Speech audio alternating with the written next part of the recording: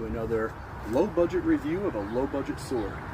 So today I am out here in my most D'Artagnan-y boots, my gardening boots, to review my most D'Artagnan-y sword.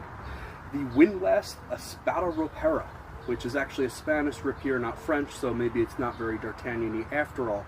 At any rate, it is a black, very nice looking sword with some good design elements to it. Has a nice sheath, kind of cheaply made, but that is what you would expect from the Windlass Battle Cry line, which is intended to be sort of a working man's sword, the answer to the Cold Steel Man-at-Arms line. So we have here a 35.5-inch blade, a point of balance that is just about a half-inch off of the swept hilt. It is very nice. It feels very light in the hand, 2 pounds 11 ounces. Overall, I'm pretty happy with this sword. It did come with a minor manufacturing defect in which the blade and the crossguard are not perfectly aligned, so they're not at that perfect 90-degree angle that you would want. Museum Replicas was willing to let me return it, so I can't really hold it against them. That said, I have heard from a number of sources that Cult of Athena probably would have not let that through because they really inspect their stuff well beforehand. At any rate, it is still a very sturdy sword. It's a very practical, functional sword. I like it a lot, and I think it was well worth the $350.